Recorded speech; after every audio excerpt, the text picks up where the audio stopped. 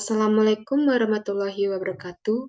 Saya Faradisa Aulia dengan NIM 2210 1155 110101 akan mempresentasikan materi tentang fungsi uang dalam Islam. Uang adalah bagian penting dari kehidupan kita. Namun, apa yang dikatakan oleh agama Islam tentang penggunaannya?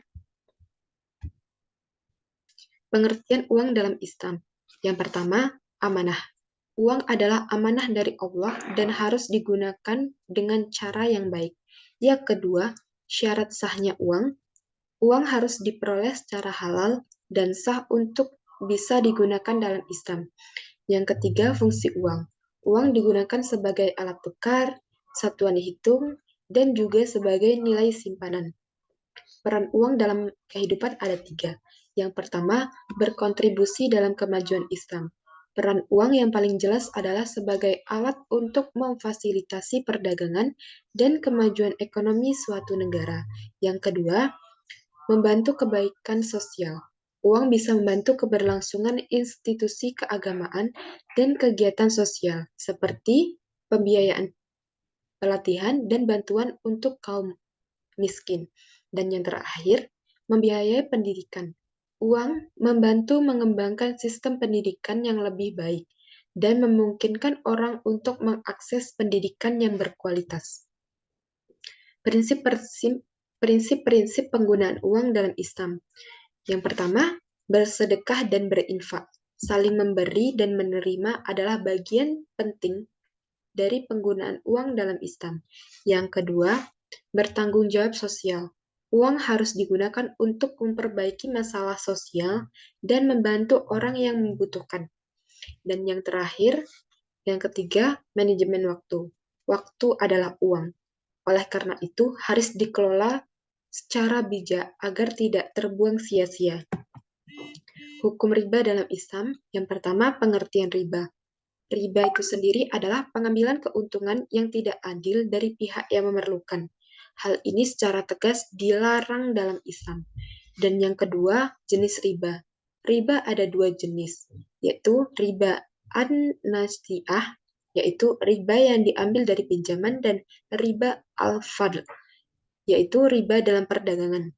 Yang terakhir, akibat hukum riba, barang yang dibeli dengan riba tidak diizinkan dalam Islam dan dosanya sangat besar. Pengelolaan keuangan yang baik dalam Islam. Membuat anggaran yang baik adalah langkah pertama ke arah pengelolaan keuangan yang baik. Pastikan uang yang dikeluarkan tidak melampaui batas anggaran. Avoid impulsive buying. Belilah barang yang berdasarkan kebutuhan, bukan keinginan. Hindari pembelian impulsif. Yang ketiga, investasi yang bijak. Pilihlah jenis investasi yang sesuai dengan tujuan dan kondisi keuangan Anda. Pastikan investasi tersebut halal dan menguntungkan. Dan yang terakhir, bayar utang tepat waktu.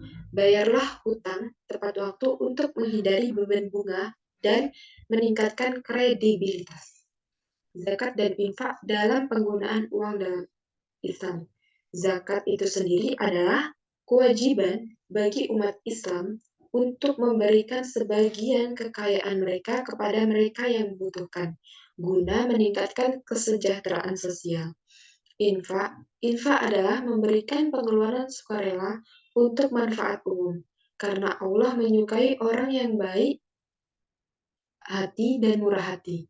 Cara lain menggunakan uang sebaiknya digunakan untuk membiayai hal-hal yang bermanfaat, seperti memberikan makanan kepada keluarga miskin atau membantu orang lain dalam keadaan sulit.